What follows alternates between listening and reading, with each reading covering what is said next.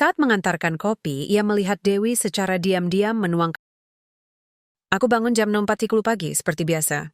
Udara Jakarta masih dingin, tapi bau sampah dari tempat pembuangan liar di ujung gang sudah menusuk hidung. Rumah kami, kalau bisa disebut rumah, adalah bilik kayu reyot berukuran 3,5 meter di tengah permukiman padat di Cilincing. Dindingnya rapuh, plafonnya bolong, dan kalau hujan turun, kami harus pasang ember di sana-sini biar lantai tidak becek. Tapi ini rumah. Tempat Mama tidur di tikar tipis setelah pulang kerja sebagai pengepel di toko kelontong.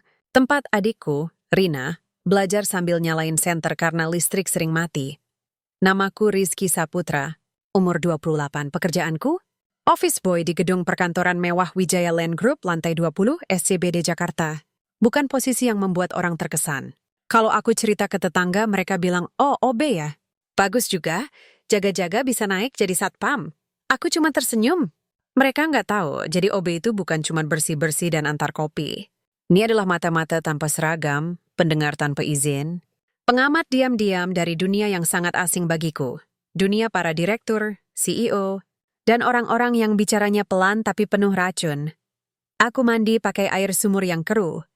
Gosok gigi pakai pasta seujung kelingking, lalu pakai seragam biru tua dengan logo perusahaan kecil di dada. Sepatu bot hitamku sudah retak di samping, tapi tetap kupoles setiap malam. Orang boleh lihat statusku rendah, tapi aku nggak mau kelihatan murahan. Itu prinsip Mama. Orang miskin boleh, tapi jangan sampai hilang harga diri. Pukul 9.15, aku keluar rumah, naik ojek pangkalan sejauh 5 kilometer, lalu ganti angkot menuju stasiun. 2 kali ganti kendaraan, 1 jam perjalanan. Baru sampai di depan gedung pencakar langit yang kaca-kacanya berkilau seperti es batu. Di sini aku bukan Rizky dari Cilincing. Aku Rizky, nomor ID 147, shift pagi, bertugas mulai pukul 8 gedung Wijaya Land Group megah. Lobi marmer putih, lift emas, aroma parfum mahal, dan suara ketukan sepatu hak tinggi yang bergema seperti detak jantung kota.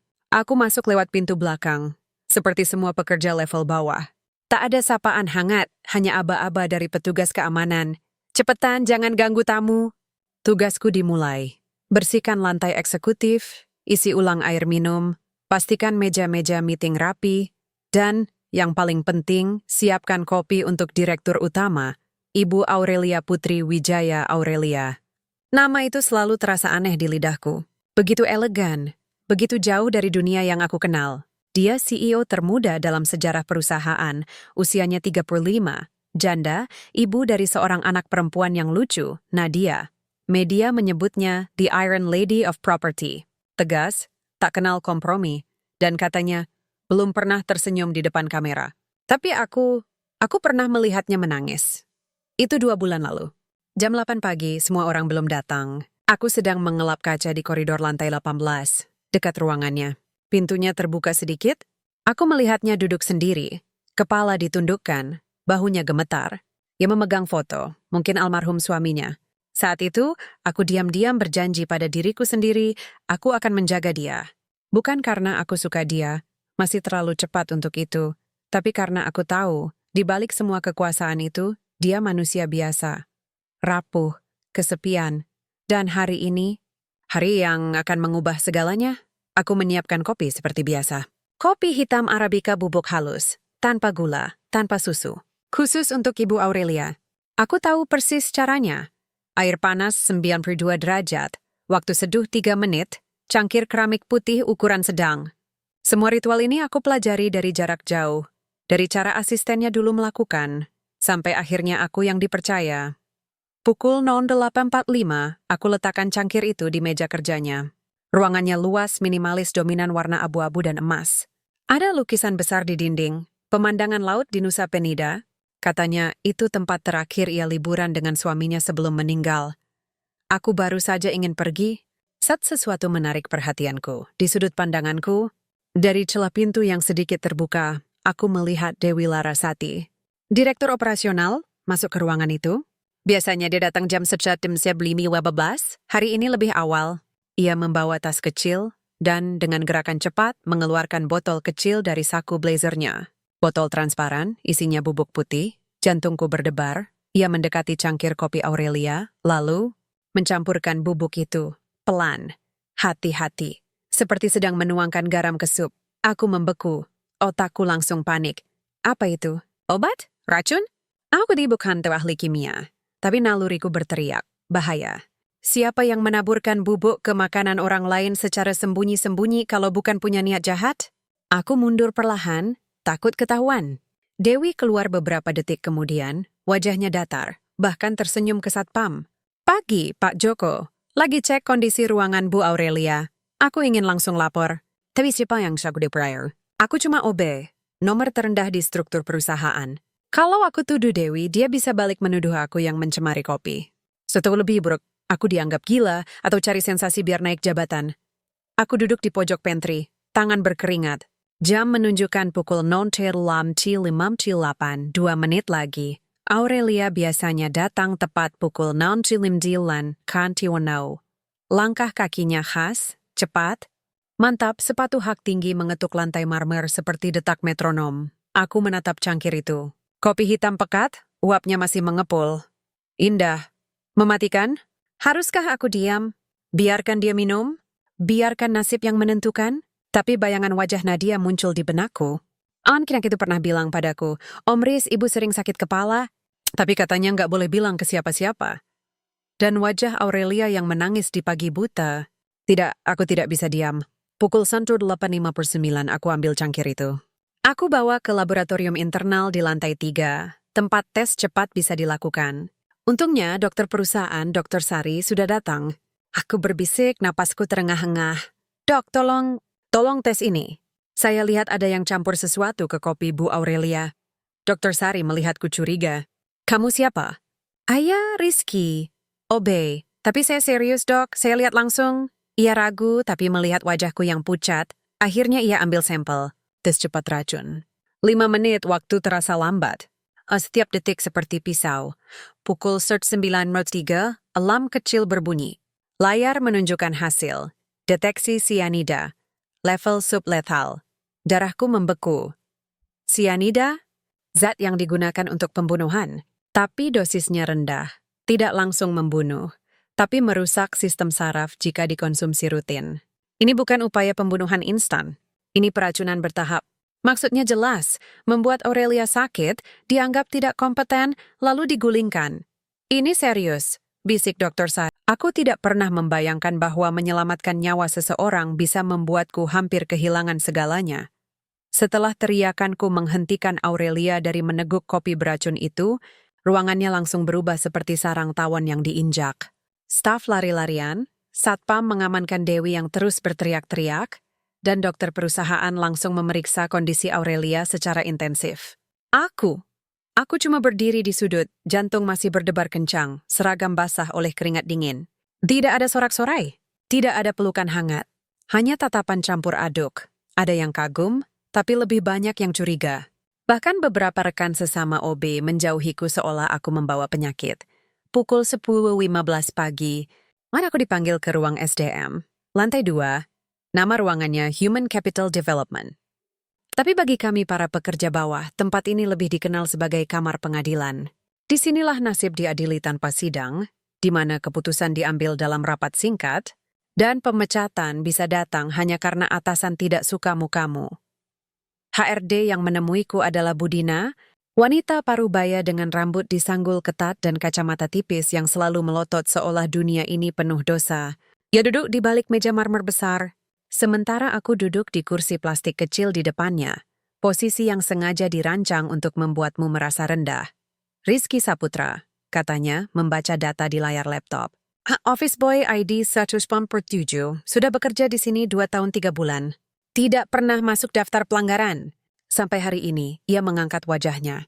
Kamu tahu apa yang kamu lakukan tadi, kan? Aku menelan ludah. Saya menyelamatkan Bu Aurelia, Bu. Menyelamatkan? Ia tertawa pendek. Atau justru menciptakan kekacauan besar di perusahaan kita? Kamu tuduh Bu Dewi meracuni bosnya tanpa bukti kuat. Kamu bikin heboh, polisi datang, media mulai mengendus. Semua gara-gara kamu, seorang OB, nekat bicara di luar kapasitasmu.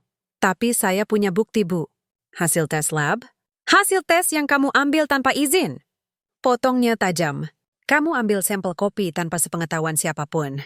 Itu melanggar protokol keamanan. Bisa saja kamu sendiri yang mencemari kopi itu, lalu pura-pura jadi pahlawan. Darahku mendidih. Saya tidak mungkin melakukan itu, Bu. Saya tidak punya alasan. Alasan? Budina menyeringai. Bagaimana kalau kamu ingin naik jabatan? Ingin jadi pahlawan biar diperhatikan? Atau kamu punya hubungan lain dengan Bu Aurelia? Hubungan yang tidak pantas. Wajahku memanas. Tidak, sama sekali tidak. Saya hanya peduli pada keselamatannya. Peduli? Ia menatapku seolah aku anak kecil yang sedang berbohong. Kamu pikir hidup di dunia kerja itu soal peduli? Ini soal hierarki, Rizky, soal aturan. Kamu sepuluh mepati batas. Dan batas itu ada untuk dilindungi, aku diam. Kepalaku pening. Aku menyelamatkan nyawa. Tapi di mata mereka, aku malah mengacaukan tatanan. Aku tidak akan langsung memecatmu, lanjut Budina. Suaranya tiba-tiba lebih rendah, lebih dingin. Tapi kamu harus tahu, posisimu sangat rentan. Kalau hasil investigasi internal nanti ternyata tidak mendukung klaimmu, kamu akan dianggap telah melakukan fitnah berat terhadap pejabat perusahaan. Dan itu bisa berujung pidana, pemecatan plus laporan polisi. Keluargamu mau makan apa nanti? Aku pulang dengan kepala tertunduk. Ujik pangkalat yang biasa ramah kali ini malah diam. Mungkin ia dengar kabar dari radio, Obi Wijayalen ngaku cegah pembunuhan CEO diduga bohong. Aku tidak sanggup membantah. Aku hanya ingin tidur. Melupakan semua ini, tapi malam itu Mama menepuk pundakku. Kamu nggak salah, Nak. Jangan takut jadi baik. Aku menangis. Untuk pertama kalinya dalam bertahun-tahun.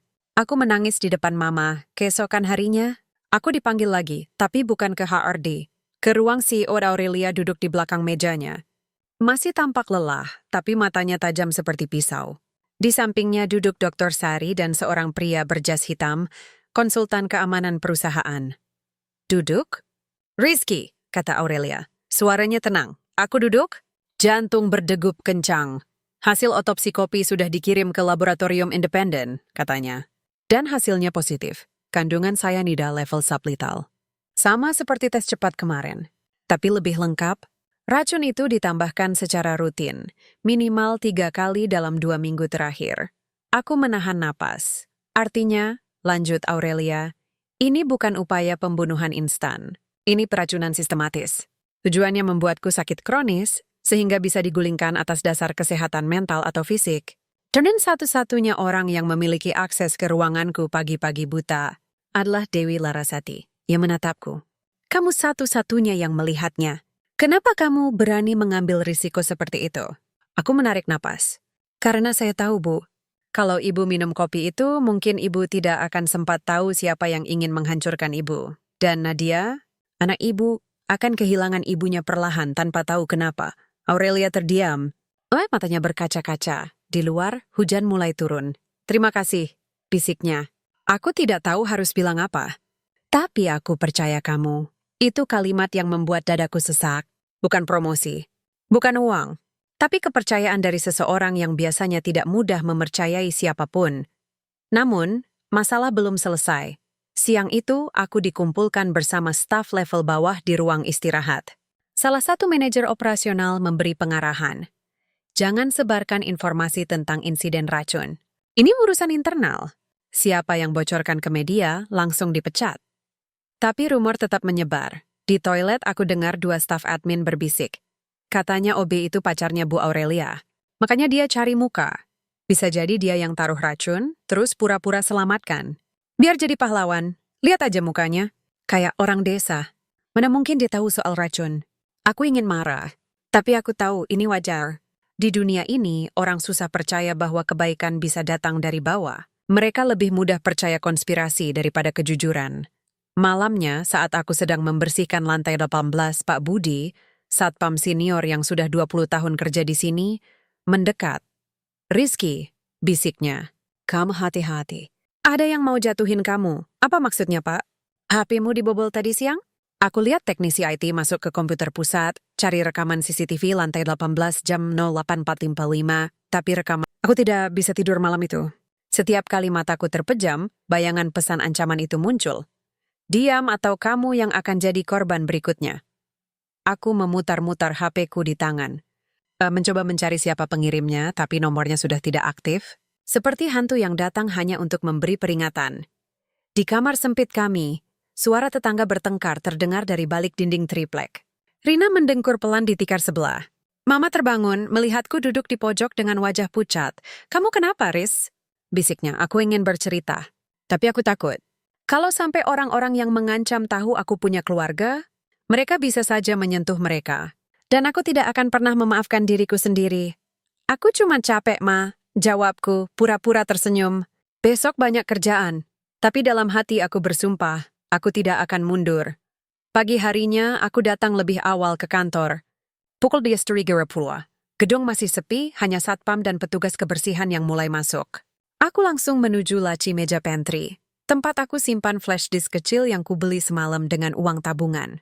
Aku salin semua foto dan dokumen dari amplop misterius ke dalamnya. Lalu kusimpan flash disk itu di dalam sol sepatuku, tempat paling aman menurutku. Jam 07.00, Pak Budi datang seperti biasa. Ia membawa 2 bungkus nasi bungkus dari warung depan.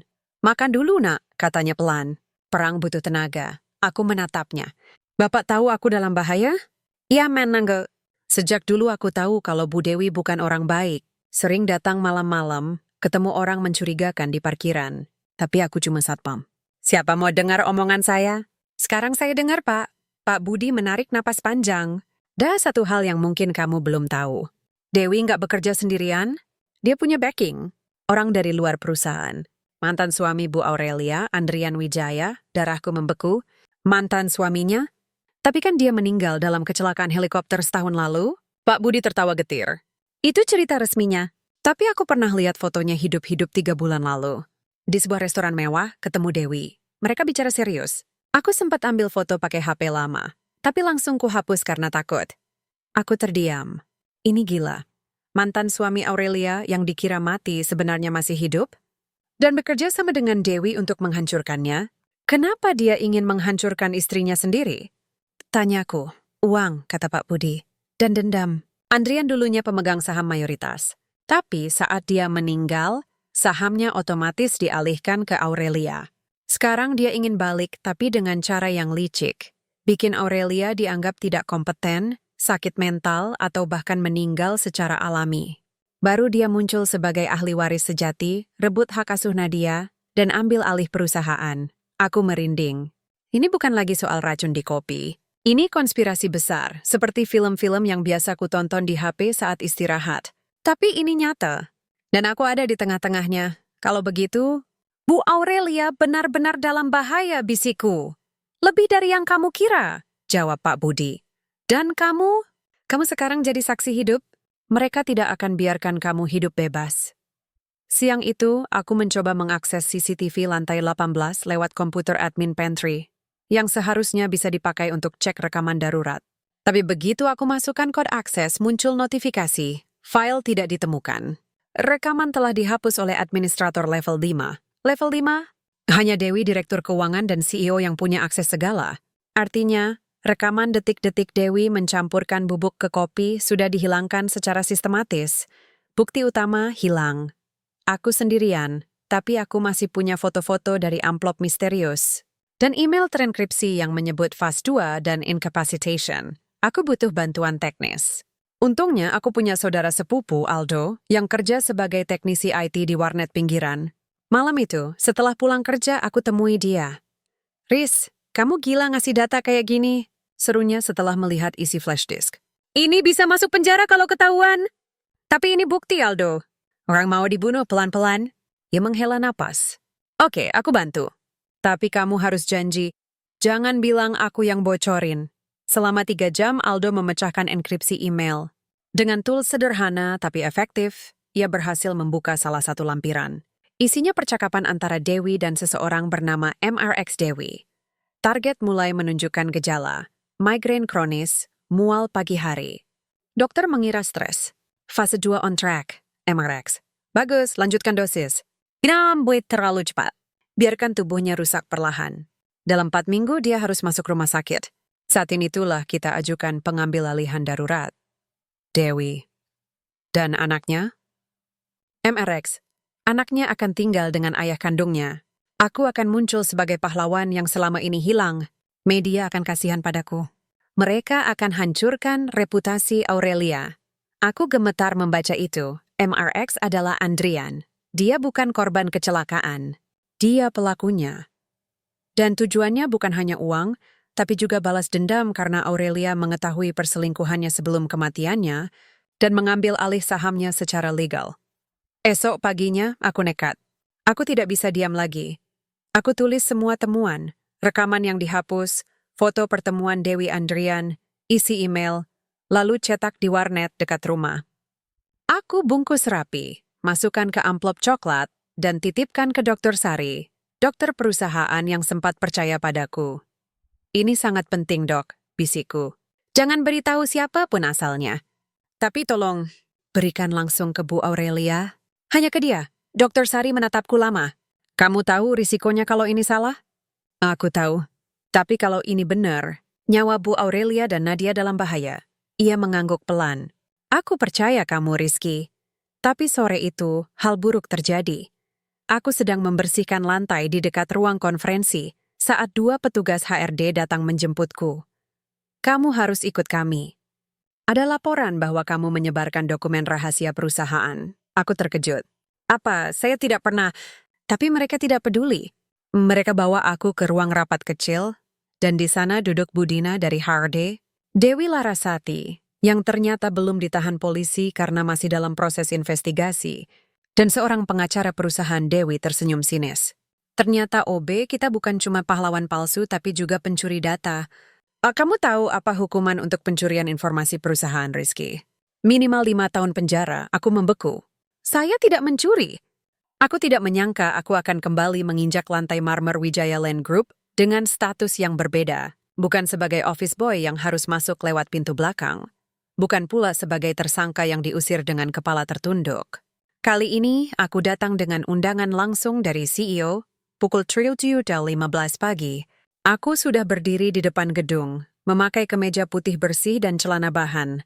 Satu-satunya setel pakaian layak yang kumiliki, warisan dari acara pernikahan sepupuku 2 tahun lalu. Aku terlambat 9 menit karena angkot mogok di tengah jalan, tapi saat aku tiba, Satpam langsung membukakan pintu utama. Bahkan salah satu lift dikunci khusus untukku. Bu Aurelia sudah menunggu, Mas Rizky, kata petugas keamanan ramah. Lantai 20, ruang eksekutif tim investigasi. Dadaku berdebar. Bukan karena takut, tapi karena harapan Aurelia percaya padaku. Dan kali ini, kami akan melawan mereka dari dalam. Di ruang rapat eksekutif, suasana sangat berbeda dari hari-hari sebelumnya. Tidak ada tatapan sinis atau bisik-bisik. Di sini duduk 4 orang, Aurelia, Dr. Sari, seorang pengacara bernama Mbak Lintang dari firma hukum ternama, dan seorang detektif swasta yang disewa secara rahasia, Bang Edo, mantan anggota intelijen. Semua mata tertuju padaku saat aku masuk. Aurelia bangkit. Ia memakai blazer hitam panjang. Rambutnya diikat rapi, tapi matanya teduh. Terima kasih sudah datang, Rizky. Duduklah. Aku duduk, masih gugup. Tapi ia langsung mencairkan suasana. Kamu bukan lagi OB. Hari ini kamu adalah bagian dari tim yang akan mengungkap kebenaran. Tanpa kamu, kami tidak akan pernah tahu betapa dalamnya lubang yang ingin ditimbun di bawah kakiku. Dan di bawahku. Ia menatapku serius. Tolong ceritakan semuanya, dari awal. Termasuk siapa yang memberimu amplop misterius itu. Aku menarik napas. Dan selama 1 jam, aku bercerita. Semuanya. Dari detik aku melihat Dewi mencampur bubuk, sampai ancaman lewat SMS, rekaman CCTV yang hilang, pertemuanku dengan Pak Budi, kerjasama dengan Aldo, hingga konspirasi Andrian, aku bahkan menyerahkan salinan email lengkap dan foto-foto sebagai bukti pendukung. Mbak Lintang mencatat cepat. Bang Edo mengangguk-angguk. Ini bukan cuma upaya pembunuhan. Ini skenario pengambil alihan perusahaan yang sangat terstruktur. Mereka main jangka panjang. Dan mereka pikir aku tidak akan curiga, kata Aurelia pelan. Padahal Andrian, suamiku sendiri, rela berpura-pura mati demi uang dan dendam. Suara itu pecah sedikit. Aku melihat tangannya gemetar. Tanpa sadar aku maju selangkah. Bu Aurelia, saya minta maaf. Saya tahu ini menyakitkan. Ia mengangkat wajah, tersenyum tipis. Tidak, Rizky. Justru kamu yang membuatku merasa aman. Untuk pertama kalinya sejak insiden itu, aku merasa punya sekutu yang benar-benar peduli. Bukan karena jabatan, bukan karena uang, tapi karena hati. Dalam diam, aku merasa sesuatu bergeser di dadaku. Bukan hanya rasa hormat, tapi sesuatu yang lebih dalam, seperti akar yang tumbuh perlahan di tanah kering. Rencana kita sederhana, mengumpulkan bukti kuat sebelum melapor ke polisi dan media. Karena jika kita salah langkah, Dewi dan Andrian bisa menghancurkan segalanya, termasuk reputasi Aurelia dan hak asuh Nadia. Bang Edo yang mengatur strategi. Kita butuh bukti langsung, rekaman pertemuan mereka, transfer uang gelap, atau pengakuan langsung. Tapi tidak boleh ilegal. Semua harus bisa dipertanggungjawabkan di pengadilan. Akulah yang ditugaskan untuk mengintai Dewi, bukan karena aku detektif, tapi karena aku tahu pola harian semua staf. Aku tahu kapan dia dimata, kapan dia dikawal, kapan dia bertemu orang mencurigakan. Dan yang terpenting, dia tidak akan mencurigaiku. Baginya, aku masih OB yang lemah, yang sudah diusir dari perusahaan. Tapi aku tetap bekerja secara resmi sebagai konsultan lapangan untuk tim investigasi. Gaji kecil, tapi statusnya sah. Aku bahkan dapat ID baru, Rizky Saputra, investigasi internal. Hari pertama pengintaian, aku pura-pura membersihkan koridor dekat ruang parkir basement. Jam 19.30 seperti biasa, Dewi keluar lebih awal. Ia naik mobil hitam mewah, bukan milik perusahaan. Aku ikuti dari jauh, naik ojek online yang kuorder dari HP pinjaman Mbak Lintang. Mobilnya menuju sebuah apartemen mewah di Senopati, Tower C lantai 28. Aku tunggu di taman bawah, pura-pura main HP. Setelah 40 menit, lampu kamar menyala. Aku ambil kamera mini yang diberikan Bang Edo, zoom dari jarak aman. Dan aku melihatnya, Andrian Wijaya, masih hidup. Lebih kurus, janggutnya tebal tapi wajahnya jelas. Ia memeluk Dewi erat. Mereka bicara, lalu Andrian membuka laptop. Di layarnya terlihat dokumen. Strategi Takeover Wijaya Land, fase 3, Judicial Intervention. Aku rekam. 2 menit, cukup. Tapi saat aku mundur, HP-ku bergetar, tanda baterai hampir habis. Aku panik.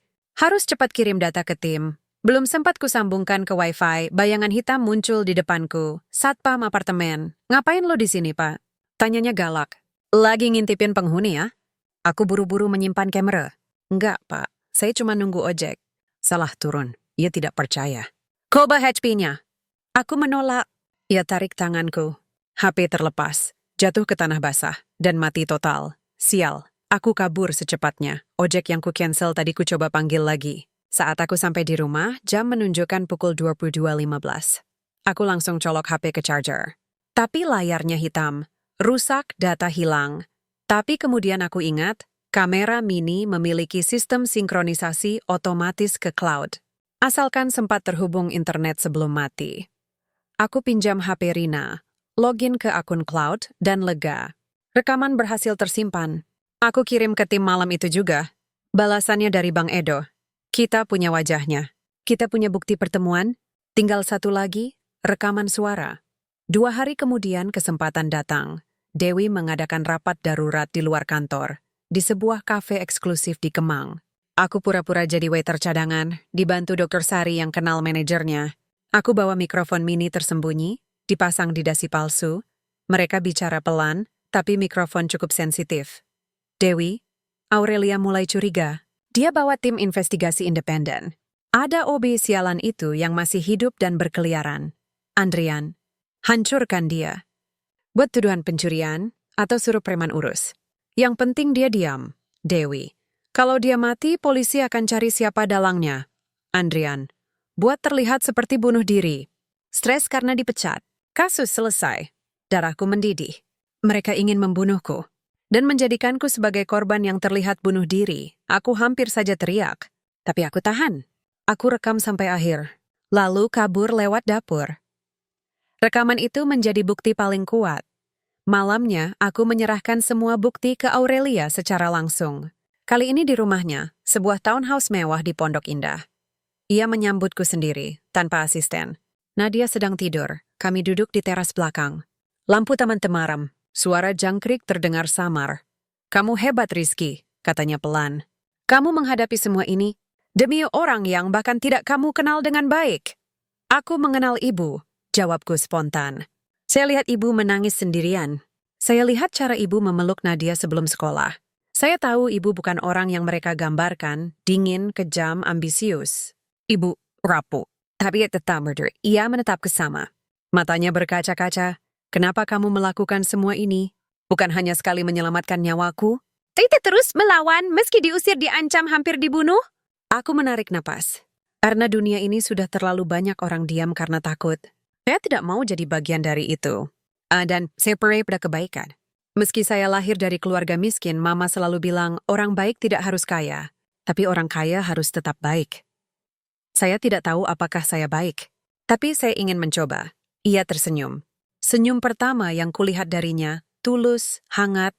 Aku tidak pernah tahu bahwa racun bisa bersembunyi begitu lama di dalam tubuh seseorang. 3 hari setelah rekaman pertemuan Dewi dan Andrian berhasil kami kumpulkan, Dr. Sari memanggilku ke klinik perusahaan secara mendadak. Wajahnya cemas, bukan karena data tapi karena pasien. Rizky, katanya pelan, menutup pintu ruangan. Hasil tes darah Bu Aurelia keluar, dan ini buruk. Darahku langsung dingin. Apa maksudnya?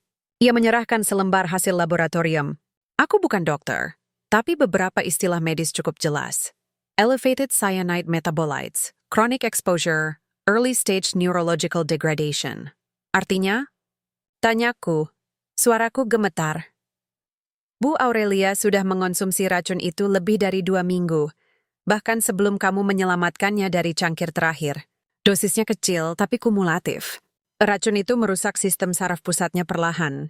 Gejalanya tidak langsung terlihat, pusing, mual, lemas, insomnia, tapi jika dibiarkan 2 minggu lagi, bisa menyebabkan kerusakan otak permanen. Bahkan gagal ginjal. Aku merasa seperti ditendang di perut.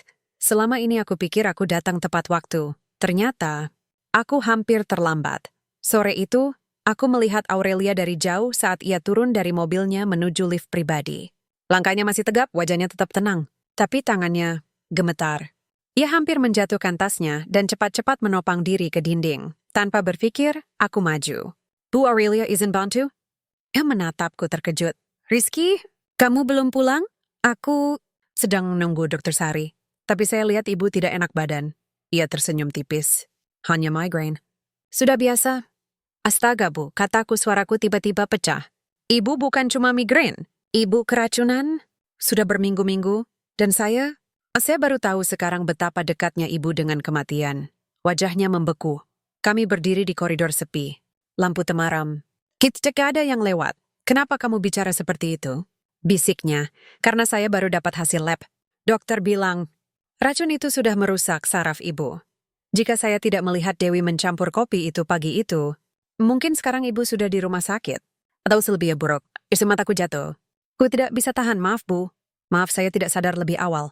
Maaf saya butuh waktu untuk percaya pada apa yang saya lihat. Aurelia diam. Lalu perlahan, tangannya menyentuh bahuku. Kamu tidak perlu minta maaf, katanya pelan. Justru, kamu satu-satunya yang peduli. Semua orang di sini, rekan kerja, manajemen, bahkan dokter perusahaan mengira aku hanya stres. CEO wanita terlalu keras pada dirinya sendiri, katanya. Tapi kamu melihat sesuatu yang salah. Dan kamu bertindak. Ia menarik napas panjang. Aku sebenarnya merasa aneh sejak 3 minggu lalu. Sakit kepala tiap pagi. Mual tanpa alasan. Nadia bilang aku sering marah-marah padanya, padahal aku tidak ingin. Aku pikir itu karena tekanan kerja. Tapi ternyata, tubuhku sedang dibunuh pelan-pelan oleh orang yang kupercaya bekerja bersamaku selama 10 tahun. Aku menatapnya. Biberiksworde kangkan swida tewesinstewelki ada seorang wanita yang dikhianati, diracuni, dan ditinggalkan oleh dunia. Dan yang paling menyakitkan, anaknya merasa ibunya tidak mencintainya lagi. Malam itu aku dipanggil ke rumahnya lagi. Kali ini, bukan untuk urusan investigasi. Untuk Nadia Aurelia duduk di sofa, matanya sembab. Nadia, anaknya yang lucu dan ceria, duduk di kasur, memeluk boneka kelinci kesayangannya. Rizky, kata Aurelia. Suaranya serak. Ada yang harus kamu dengar. Nadia menoleh. Om Riz, ibu tadi nangis. Aku tanya kenapa, dia bilang enggak apa-apa. Tapi aku tahu. Ibu sedih karena aku nakal. Aurelia menggeleng. Bukan kamu yang nakal, sayang. Ibu yang... Ya, tidak sanggup melanjutkan. Aku duduk di samping Nadia. Kamu enggak nakal, Nadi. Ibu kamu cuma capek. Tapi dia sangat sayang sama kamu. Nadia mengangguk tapi matanya berkaca-kaca. Tapi kenapa ibu jarang main sama aku? Dulu tiap malam bacain dongeng. Sekarang, ibu cuma tidur. Kadang marah kalau aku ganggu. Aurelia menangis. Aku tidak bermaksud. Aku mencintaimu lebih dari apapun di dunia ini. Tapi akhir-akhir ini, kepalaku sakit terus. Badanku lemah. Aku jadi mudah marah. Aku bahkan lupa janji mau ajak kamu ke Ancol minggu lalu. Tapi Om Riz selalu baik, kata Nadia tiba-tiba menatapku. Dia senyum kalau aku jatuh. Dia bawain air kalau aku haus. Dia baca cerita buat aku waktu ibu nggak bisa. Om Riz lebih sering ada daripada ibu. Aurelia terdiam. Air matanya mengalir deras dan aku merasa hatiku remuk. Ini bukan soal cinta atau jabatan. Ini soal manusia yang kehilangan segalanya tanpa sadar. Aurelia bukan hanya nyaris kehilangan nyawa, ia hampir kehilangan cintanya sebagai seorang ibu. Bu Aurelia, kataku pelan. Ini bukan salah ibu, ini kejahatan. Dan kita akan hentikan. Tapi sekarang, yang paling penting adalah kesembuhan. Ibu harus istirahat. Harus ke rumah sakit. Harus detoksifikasi. Dan Nadia, dia butuh ibunya yang sehat. Bukan ibu yang lelah dan sakit. Aurelia mengangguk. Aku takut, Rizky. Takut kalau aku masuk rumah sakit, mereka akan bilang aku tidak kompeten. Dewi akan ambil alih. Andrian akan muncul dan aku akan kehilangan hak asuh Nadia. Aku tidak akan biarkan itu terjadi, kataku tegas. Saya akan jaga ibu. Saya akan jaga Nadia. Dan saya akan pastikan dunia tahu siapa yang sebenarnya berbohong. Ia menatapku, lama, seperti mencari kepastian di tengah ketidakpastian. Lalu, perlahan, tangannya meraih tanganku. Terima kasih. Sudah menjadi satu-satunya hal yang masih benar di hidupku. 2 hari kemudian, Aurelia resmi masuk rawat inap di rumah sakit mitra keluarga. Diumumkan sebagai istirahat singkat karena kelelahan, tapi tim dokter mulai proses detoksifikasi intensif. Bang Edo dan Mbak Lintang mempercepat pengumpulan bukti untuk pelaporan resmi ke Polda Metro Jaya. Tapi ancaman tidak berhenti. Pagi itu, saat aku pulang dari menjenguk Aurelia, seorang preman menghadangku di gang sempit dekat rumah. Lu Rizky kan? Katanya tubuhnya besar tato di lengan. Yang sok jadi pahlawan? Sebelum sempat aku jawab, ia mendorongku ke tembok. Teman lainnya muncul dari balik warung. Salah satunya pegang besi pipa. Orang suruh lu diam. Hari itu, Jakarta dilanda hujan deras sejak subuh.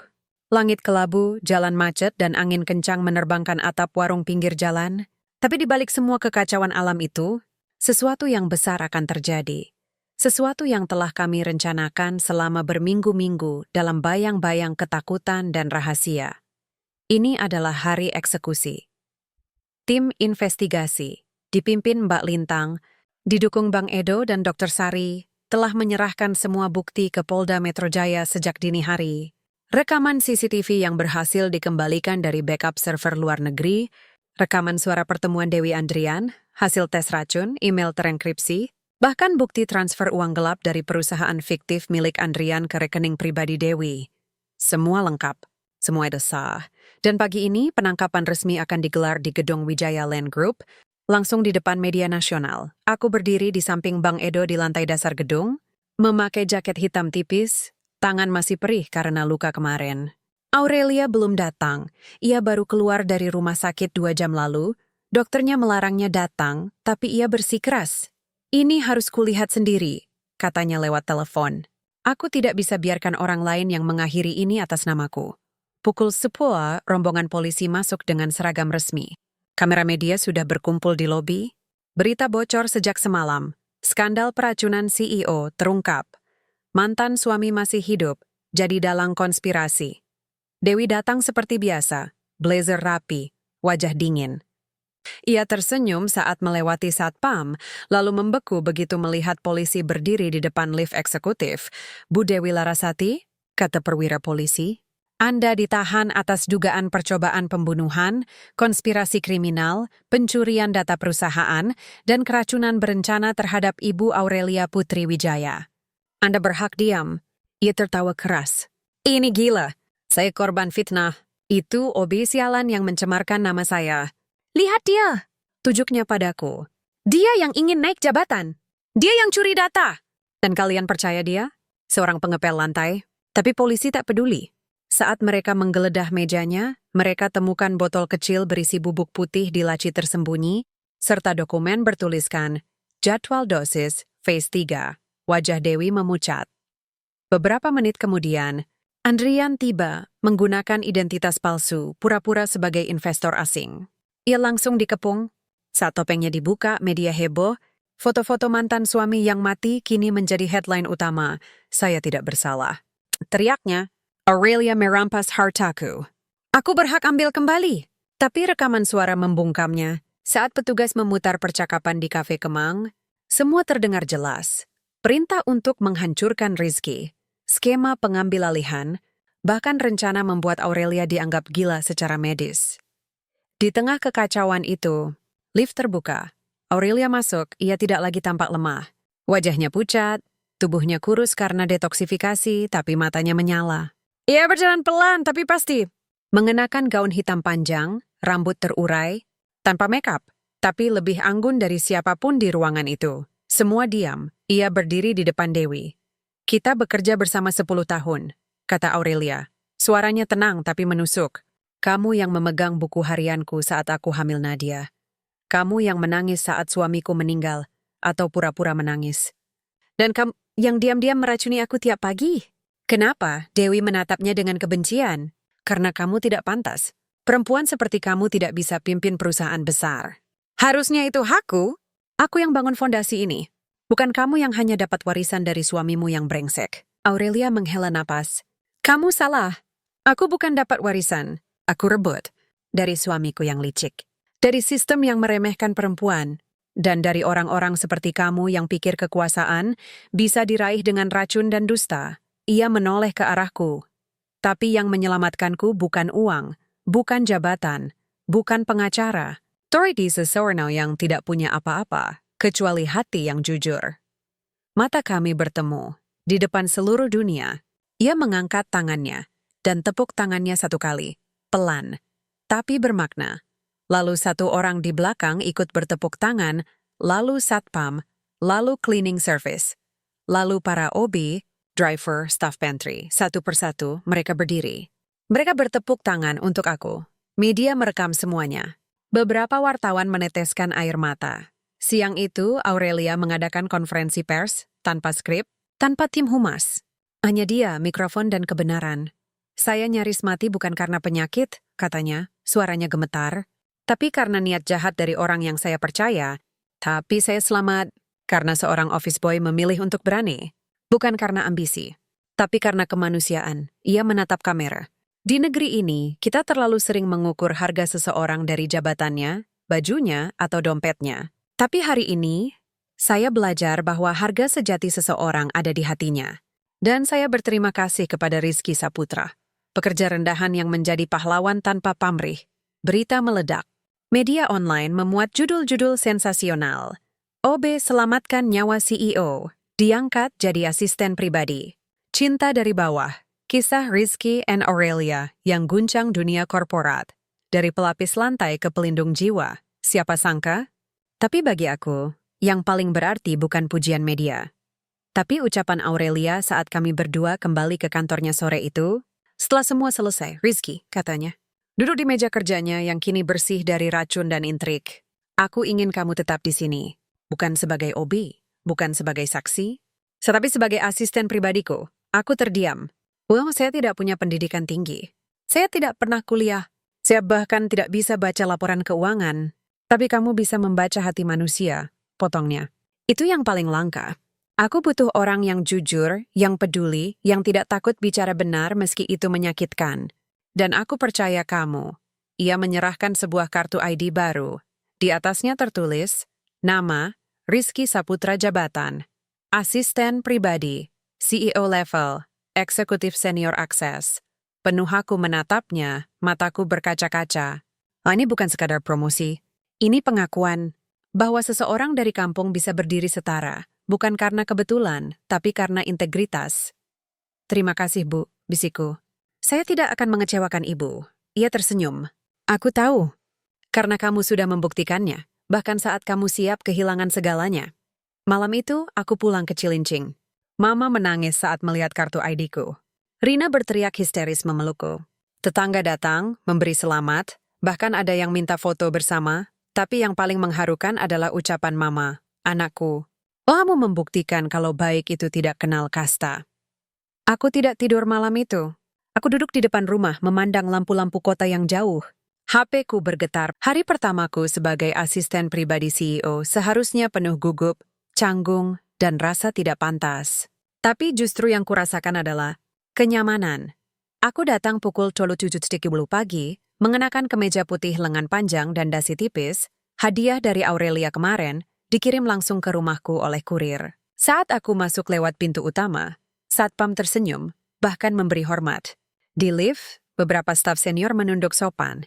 Salah satu direktur berkata, "Pagi Mas Rizky," dengan suara yang dulu tak pernah terdengar saat aku masih OB. Tapi yang paling mengejutkan, Aurelia menyambutku di depan ruangannya. "Selamat datang Rizky," katanya, senyumnya hangat. "Kopi hitammu sudah siap. Tanpa racun tentu," aku tertawa. Pertama kalinya, aku melihatnya bercanda. Ruang kerjanya tetap sama, minimalis, elegan, dengan lukisan laut Nusa Penida di dinding, tapi nuansanya berbeda.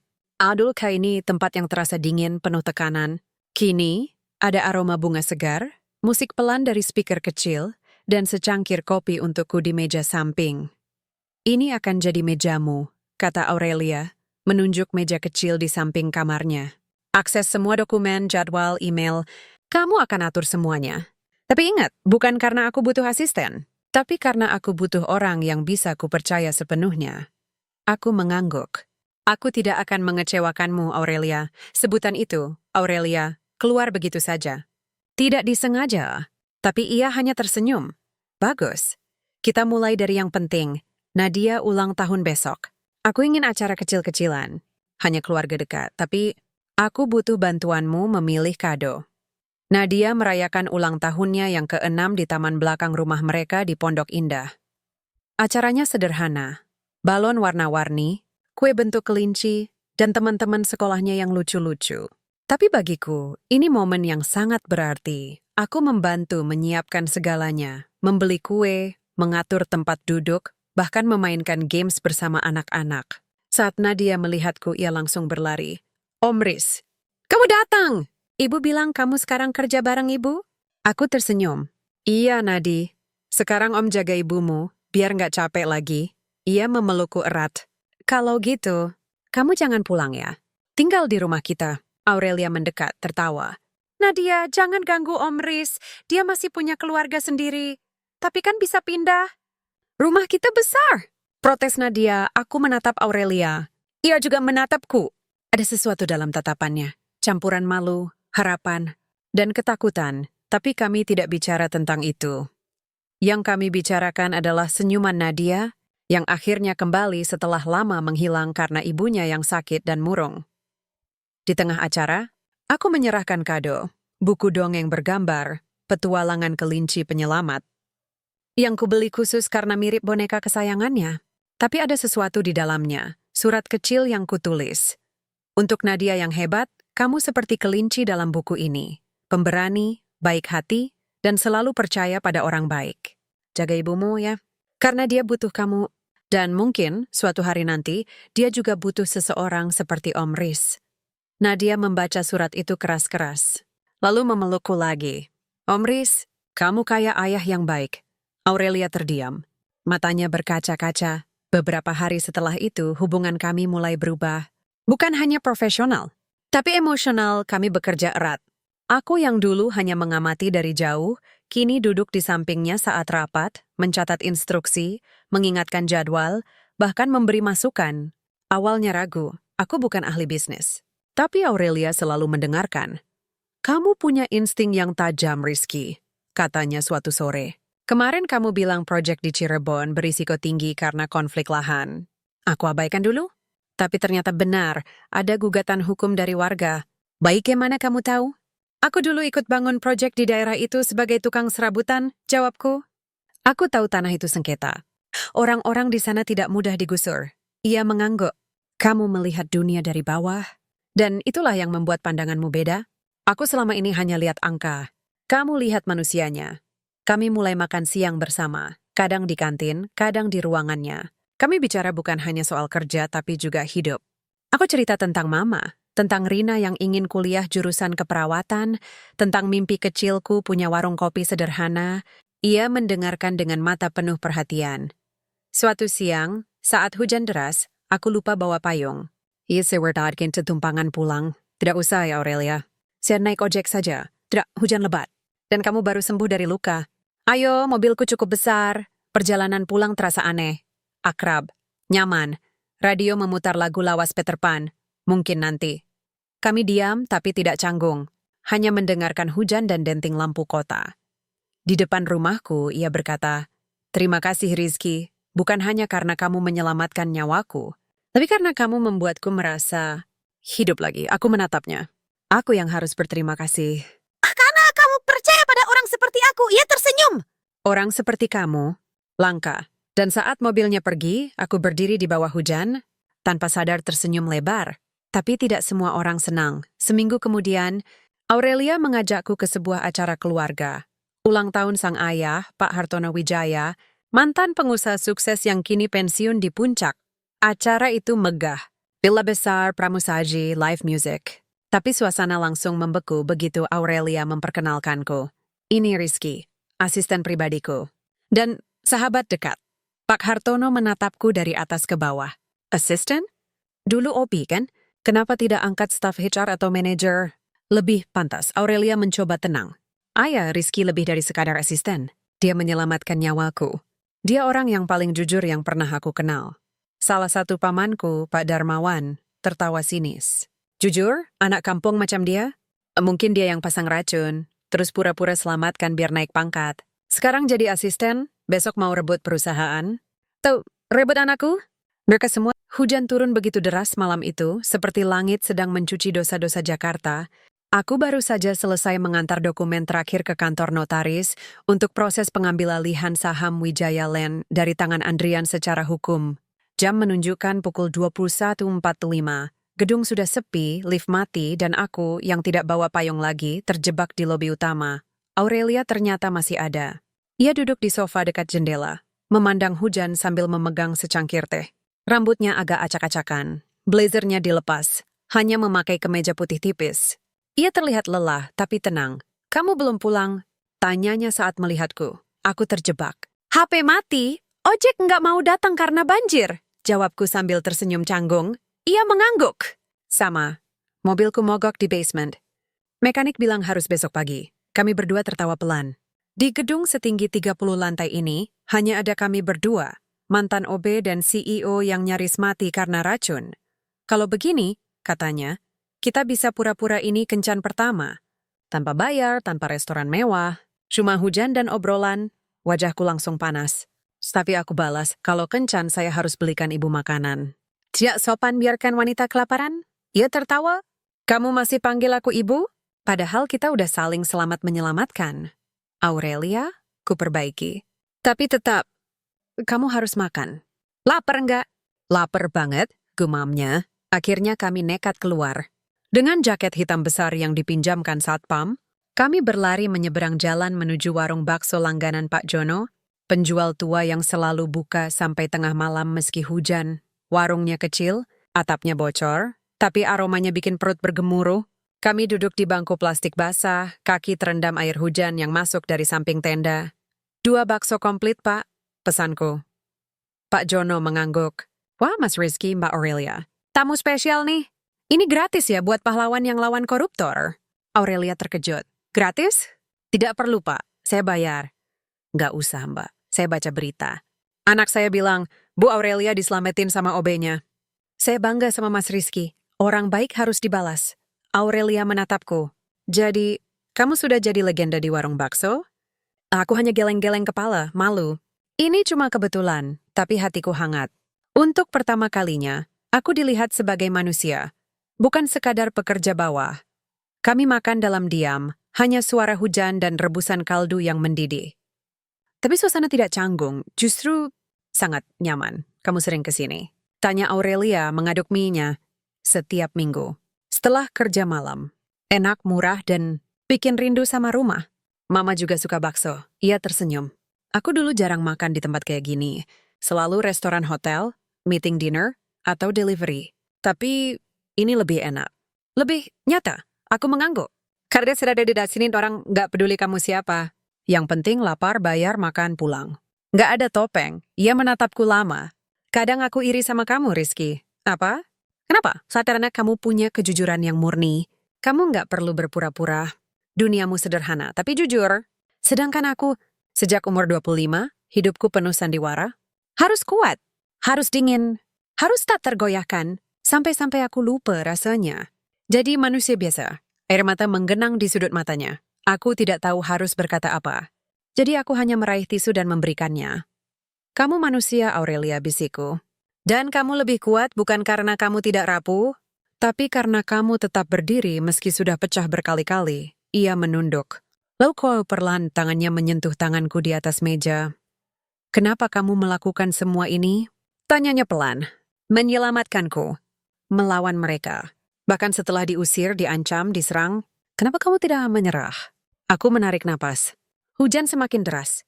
Lampu tenda berkedip-kedip. Karena aku percaya pada sesuatu yang lebih besar dari jabatan atau uang. Jawabku. Aku percaya bahwa setiap orang layak diselamatkan. Bahkan CEO yang tampaknya punya segalanya. Karena di balik semua itu, kamu kesepian. Dan aku tahu rasanya kesepian. Ia mengangkat wajah. Kamu juga kesepian? Aku lahir miskin. Sekolah sampai SMA karena beasiswa. Kerja keras bukan buat naik jabatan, tapi biar keluargaku bisa makan. Tapi yang paling sulit adalah ketika orang menilaimu dari kulit luarnya. Beberapa lihat aku obi, langsung anggap aku bodoh, licik, atau penjilat. Mereka nggak tahu aku baca buku tiap malam, nonton seminar online, ingin belajar bisnis, ingin jadi lebih baik. Tapi aku tahu, dunia ini nggak mudah bagi orang seperti aku. Aurelia diam. Lalu perlahan ia berkata, tapi kamu berhasil. Kamu menembus tembok itu. Bukan dengan uang, bukan dengan latar belakang, tapi dengan hati. Kami saling pandang. Di tengah hujan di warung bakso pinggir jalan, dengan bau kaldu dan suara genangan air, sesuatu yang besar terjadi. Bukan kata-kata cinta, tapi pengakuan. Bahwa kami sama-sama pernah hancur. Dan sama-sama menemukan kekuatan di tempat yang tak terduga, satu sama lain. Beberapa hari kemudian, media mulai membicarakannya. Asmara CEO dan asistennya, pertemuan malam di warung bakso, jadi sorotan. Benarkah cinta tumbuh dari racun kopi? Dari penyelamat jadi kekasih? Skandal romantis di balik skandal korporat. Foto kami berdua di warung bakso, diambil dari kejauhan oleh wartawan, beredar luas. Beberapa netizen mendukung. Cinta sejati nggak kenal kasta. Rizky pahlawan banget. Semoga bahagia. Tapi banyak juga yang mencemooh. Cewek kaya dicium anak kampung, gila aja. Pasti dia mau uang dan saham. CEO cantik kayak gitu kok sama Obe? Nggak level. Aurelia Mama just one. Suatu sore, ia memanggilku. Kamu lihat berita itu? Tanyanya, aku lihat. Tapi aku nggak peduli. Jawabku jujur, tapi kamu terluka kan? Dibilang macem-macem? Aku terbiasa. Sejak kecil orang meremehkanku. Tapi yang penting, kamu tahu siapa aku sebenarnya. Ia menatapku. Lalu berkata, Yim, aku ingin sesuatu, apa? Malam ini, ajak aku makan bakso lagi. Tapi kali ini kamu yang traktir, aku tertawa. Dengan senang hati. Tapi janji nggak boleh kabur bayar. Tidak, kali ini, aku tidak gunakan kabur dari apapun. Termasuk dari perasaanku padamu. Jantungku berhenti sejenak, ia tidak bilang cinta. Tapi maksudnya jelas. Dan untuk pertama kalinya, aku berani berharap lebih. Bukan hanya jadi asisten, tapi jadi pelindung hatinya.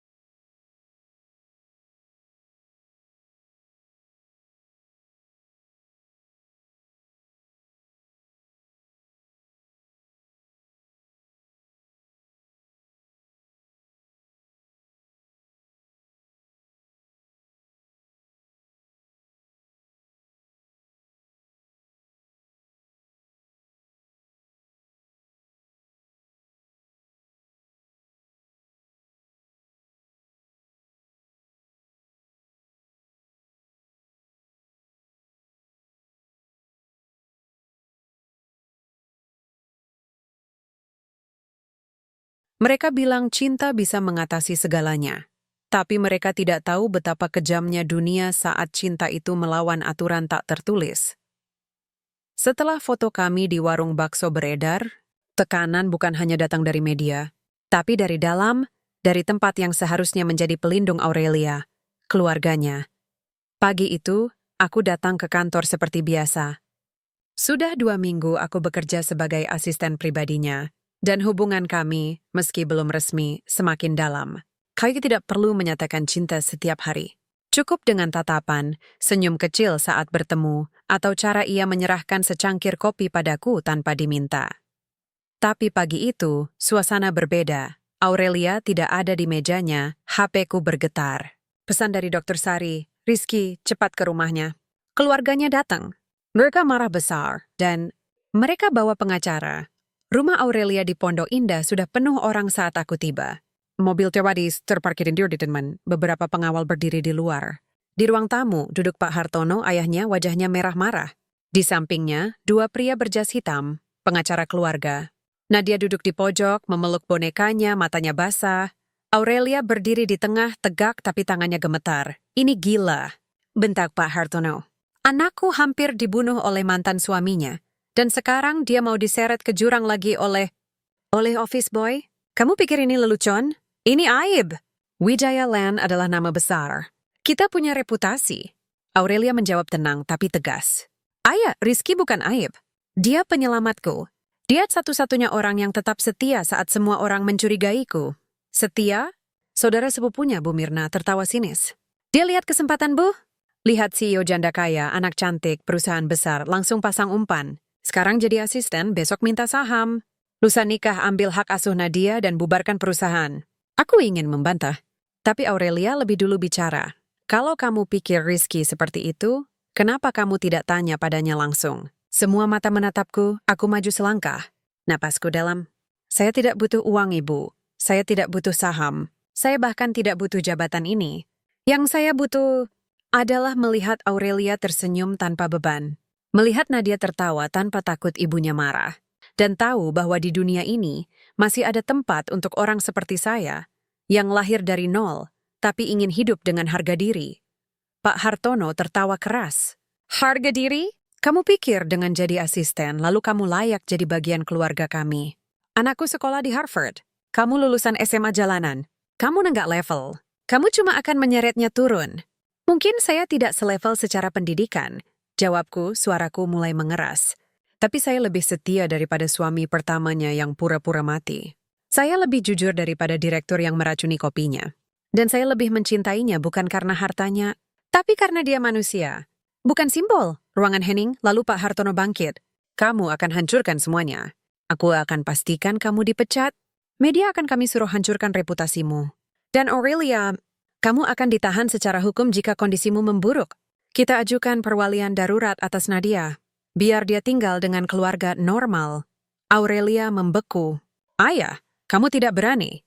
Ayah berani, katanya dingin. Karena aku lebih peduli pada nama keluarga daripada kebahagiaanmu yang sesaat.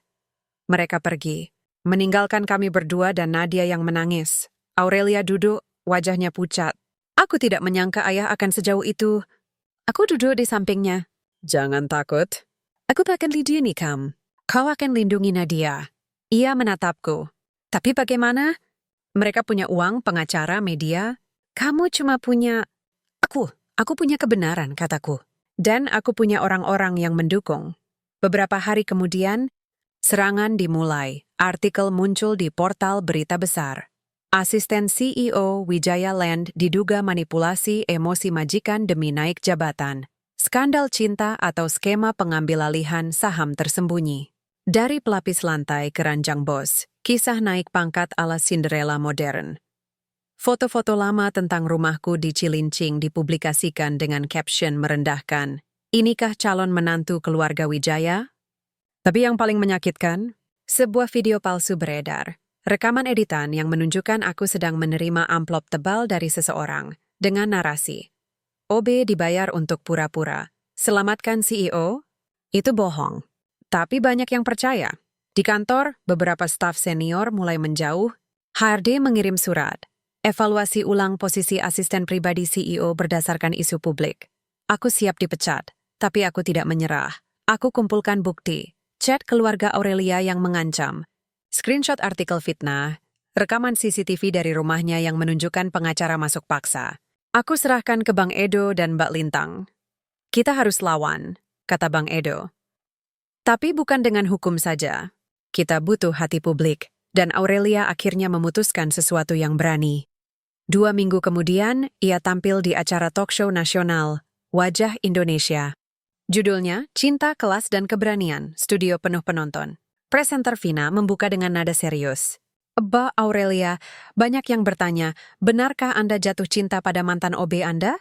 Apakah ini hanya balas budi? Aurelia menarik napas. Matanya teduh. Ya, saya jatuh cinta pada Rizky Saputra. Bukan karena dia menyelamatkan nyawaku, tapi karena dia menyelamatkan jiwaku. Penonton terdiam. Saya dikenal sebagai CEO tegas, dingin, tak tergoyahkan. Tapi di balik itu, saya hancur. Dikhianati suami, diracuni rekan kerja, ditinggal teman-teman. Saya kesepian, dan satu-satunya orang yang melihat itu adalah seorang OB yang tidak punya apa-apa, kecuali hati. Suara penonton mulai bergemuruh. Orang tua saya bilang saya tidak pantas bersamanya karena latar belakangnya. Tapi saya ingin tanya, sejak kapan cinta harus izin dari garis darah? Sejak kapan kebaikan diukur dari ijazah atau dompet? Rizky lebih dari sekadar asisten. Dia guru kehidupanku. Dia mengajarkanku arti kejujuran, kerja keras, dan cinta yang tulus. Air mata mengalir di pipinya, dan saya tidak malu mengatakannya. Saya bangga mencintai pria seperti dia. Studio meledak dalam tepuk tangan. Presenter bertanya, bagaimana dengan ancaman perwalian atas putri Anda? Saya akan lawan sampai titik darah penghabisan, tegasnya. Nadia adalah darah dagingku. Dan Rizky adalah orang yang paling sabar dan baik hati terhadapnya. Nah, jika keluarga saya ingin merebutnya, maka mereka bukan keluarga lagi. Malam itu, media berubah. CEO berani akui cinta pada mantan OB. Dunia terdiam. Dari hinaan, jadi inspirasi. Pasangan beda kasta guncang negeri. Netizen berduka. Kenapa kita terlalu cepat menghakimi? Para pekerja bawah, satpam, cleaning service, driver, OB mengunggah foto dengan tagar, kami seperti Rizky, cinta tanpa kastak, hormat untuk yang setia bahkan Pak Budi. Satpam senior memberi pidato singkat di depan gedung. Saya kerja 20 tahun di sini. Dulu OB cuma bayangan. Tapi Rizky buktikan, bayangan bisa jadi cahaya. Saya bangga kenal dia. Aku pulang malam itu, tidak ke rumah, tapi ke warung bakso Pak Jonoya tersenyum. Hebat kamu, Mas. Tadi saya nangis lihat Bu Aurelia di TV. Aku hanya tersenyum. HP-ku bergetar, pesan dari Aurelia. Terima kasih telah membuatku berani. Besok mari kita makan bakso lagi. Tapi kali ini, biar dunia tahu. Aku datang untukmu. Aku menatap langit Jakarta yang mulai cerah. Badai belum sepenuhnya reda. Tapi untuk pertama kalinya, aku tahu, cinta kami bukan pelarian, ini perlawanan. Dan kami tidak akan menyerah.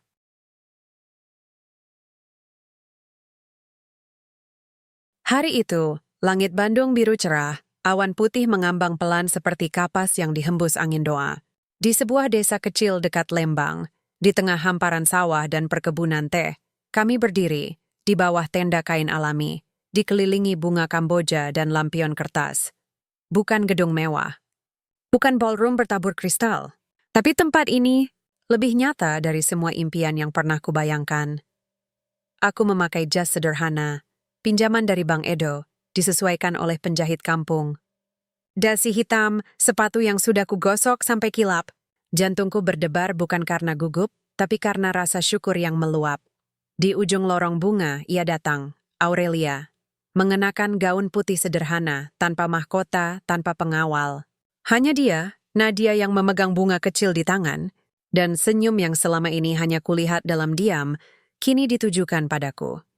Ia tidak diantar ayahnya, tapi oleh Pak Budi, satpam tua yang menjadi saksi bisu perjuanganku sejak hari pertama. Saya yang antar Bu Aurelia, katanya dengan bangga, karena keluarganya nggak datang. Tapi saya tahu, dia butuh orang yang benar-benar peduli. Aurelia menatapku, matanya berkaca-kaca. Maaf ayah tidak datang, tapi aku tidak butuh restunya untuk tahu bahwa hari ini adalah yang paling benar dalam hidupku. Aku meraih tangannya. Hangat. Nyata. Yang penting, kamu datang Gerbisiki dan di bawah langit Jawa Barat yang damai, dengan doa dari para tetua desa dan lagu akustik dari anak-anak sekolah setempat, kami dipersatukan, bukan oleh uang, bukan oleh tekanan sosial, tapi oleh janji yang lahir dari racun, keberanian, dan cinta yang tak kenal batas. Upacara pernikahan itu sederhana, tapi penuh makna. Semua orang yang pernah mendukung kami hadir, Pak Budi, duduk di barisan depan, memegang sapu tangannya sendiri, Der Sari dan Mbak Lintang, yang membisikkan selamat sambil meneteskan air mata, Bang Edo, mantan intel yang kali ini memegang kamera, bukan pistol. Aldo, saudaraku, yang berhasil menyelamatkan data kami malam-malam. Rina dan Mama, duduk di deretan belakang, menangis haru. Saksikan berpelukan dan tentu saja Nadia. Yang dengan suara kecil membacakan puisi buatannya. Om Riz dulu OB, sekarang jadi papa ibu nggak kesepian lagi, karena ada yang selalu menjaga, semua terdiam.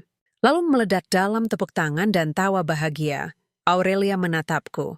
Kamu siap jadi ayahnya? Aku mengangguk, dengan sepenuh hati. Setelah resepsi, aku diminta memberi sambutan. Aku tidak punya naskah, tapi kata-kata mengalir begitu saja. Saya bukan siapa-siapa dulu. Saya hanya anak kampung yang bekerja keras, yang ingin hidupnya berarti. Tapi saya belajar satu hal. Harga diri bukan ditentukan oleh jabatan, tapi oleh pilihan yang saya memilih untuk tidak diam saat melihat kejahatan. Saya memilih untuk percaya pada kebaikan, meski dunia mencemooh. Dan saya memilih untuk mencintai Aurelia, bukan karena dia CEO, tapi karena dia wanita yang rapuh, kuat, dan pantas bahagia. Dan hari ini, saya bukan hanya menikahi istri yang saya cintai, tapi juga janji untuk terus membela yang lemah, mengangkat yang jatuh, dan membuktikan bahwa cinta dan integritas bisa mengubah nasib. Suara gemuruh menggema. Bahkan petani setempat yang tidak tahu siapa kami, ikut bertepuk tangan. 5 tahun kemudian, pagi itu aku bangun di rumah kayu besar di pinggir Danau Lembang. Di dapur Aurelia sedang membuat kopi, hitam, tanpa gula. Tapi kali ini, ia menambahkan 1 sendok gula ke cangkir kedua. Kamu mulai manis-manis ya? Kodaku, kamu yang bikin aku lebih ringan. Balasnya sambil tersenyum. Dulu aku minum pahit karena hidupku pahit. Sekarang, aku punya alasan untuk manis. Anak kami Aryo, yang baru berusia 2 tahun, berlari-lari sambil memanggil, Pah, Pah. Sementara Nadia, kini remaja cantik, sedang sarapan sambil membaca buku ekonomi. Aku sudah tidak lagi asisten pribadi. Aku adalah COO, Chief Operating Officer, Wijaya Land Group, jabatan yang kudapat bukan karena nepotisme, tapi karena hasil kerja nyata, reformasi sistem internal, ada program pelatihan bagi pekerja harian naik kelas. Tapi pencapaian terbesarku bukan di kantor, melainkan Yayasan Rizky Aurelia yang kubangun bersamanya untuk membantu ribuan pekerja level bawah OB, Satpam, Cleaning Service, mendapat pelatihan, beasiswa, dan akses ke dunia yang dulunya tertutup bagi mereka. Di kantor pusat, sekarang ada ruang khusus, galeri perjalanan. Di dindingnya tergantung 2 benda, secangkir kopi hitam kosong, dengan label, hampir merenggut nyawa. Tapi justru menjadi awal dari segalanya. Seragam OB biru tua milikku, yang kutinggalkan sebagai simbol, dari pelapis lantai ke pemimpin. Karena tidak ada mimpi yang terlalu rendah. Suatu sore saat pulang kerja, aku melihat seorang OB muda membersihkan lantai eksekutif.